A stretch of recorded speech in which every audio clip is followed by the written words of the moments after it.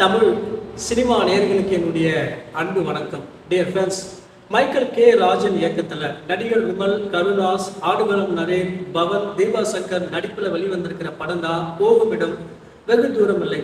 இந்த படம் ரசிகர்கள் மத்தியில் எதிர்பார்ப்பை பூர்த்தி செஞ்சதா இல்லையா? இந்த படம் நடிகர் விமலுக்கு ஈட்டி கொடுத்ததா இல்லையா? இந்த படம் பார்க்குறவங்களுக்கு ஒர்த்தா இருக்கா இல்லையா அப்படின்னு பார்க்கலாம் வாங்க. இந்த படத்தினுடைய கதை அப்படின்னு நீங்க பாத்தீங்க அப்படின்னா, படத்தினுடைய நாயகன் விமல் வந்து பாத்தீங்கன்னா ஒரு அமரர் ஊர்தி ஓட்டுநரா வேலை பார்க்குறாரு. அவருடைய மனைவி வந்து பாத்தீங்கன்னா கர்ப்பமா இருக்காங்க. அவருடைய மனைவி பிரசவத்துக்காக ஒரு ஹாஸ்பிட்டல்ல சேர்க்கிறாரு. அவருக்கு பண தேவை ஏற்படுது.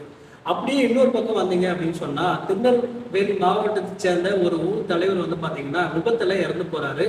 அவருக்கு 2 மகன்கள் இருக்காங்க. இதுல யார் கொல்லி போறது அப்படிங்கிற பிரச்சனை ஓடிட்டு இருக்கு.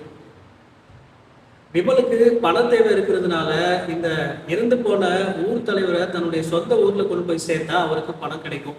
இதனால என்ன பண்றாரு அப்படின்னா, அந்த ஊர் தலைவரை சொந்த ஊருக்கு கொண்டு போறாரு அமரர் ஊர்தியில. போற வழியில நாடக கலைஞரா நடிக்கக்கூடிய கருணாஸ் லிப்ட் கேட்கிறாரு. இந்த லிப்ட் கேட்ட கருணாஸ் யாரு? கடைசியா ஊர் தலைவரை சொந்த ஊருக்கு கொண்டு போனாரா இல்லையா? போற வழியில என்னென்ன பிரச்சனைகள் வந்தது? இதான் இந்த படத்தினுடைய மீதி கதை.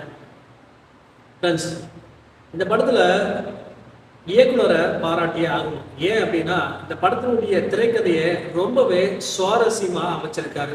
காரணம் என்ன அப்படின்னா, படம் ஆரம்பிச்சிலிருந்து முடிகிற வரைக்கும் அடுத்து என்ன அடுத்து என்ன அடுத்து என்ன அப்படின்னு சொல்லி படம் ஆரம்பிச்சதுலேருந்து முடிகிற வரைக்கும் படத்தை ரொம்பவே சுவாரஸ்யமாக வச்சிருக்காரு.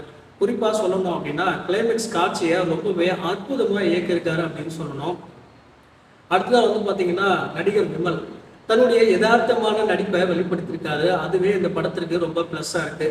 அதாவது ரொம்ப ஓவர் ஆக்டிங்லாம் பண்ணாமல் தன்னுடைய யதார்த்தமான நடிப்பை நடிச்சிருக்காரு இந்த படத்தில். அடுத்ததான் வந்து பார்த்தீங்கன்னா கருணாஸை பாராட்டியே ஆகணும். ஏன் அப்படின்னா, தன்னுடைய அனுபவ நடிப்பாவில் நாடக கலைஞனுடைய வலியையும் வேதனையும் ரொம்ப அழகாகவே திரையில வெளிப்படுத்தியிருக்காரு கருணாஸ்.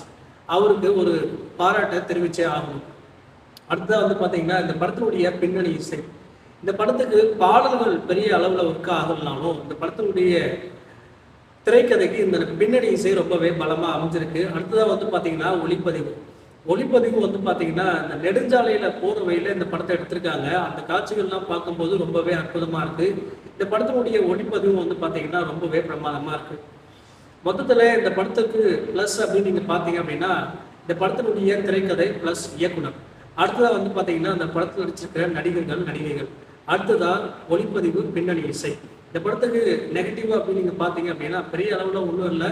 என்ன பிரச்சனை அப்படின்னு சொன்னால், ஆங்காங்கே அதாவது நாடக கலைஞருடைய காட்சிகள் எல்லாம் வருது. அது அங்கங்கே பார்க்கும்போது வந்து பார்த்தீங்கன்னா நமக்கு ஒரு மாதிரி சலிப்பாக இருக்குது. மற்றபடி வந்து பார்த்தீங்கன்னா இந்த படத்தை நீங்கள் பார்த்து ரசிக்கலாம். இந்த படத்துக்கு நான் கொடுக்குற ரேட்டிங் வந்து பார்த்தீங்கன்னா 5க்கு 3. ஓகே கைஸ், அடுத்த படத்தினுடைய ரிவ்யூவில் நான் உங்களை சந்திக்கிறேன். உங்களுக்கு விடைபெறுகிறேன். நன்றி, வணக்கம்.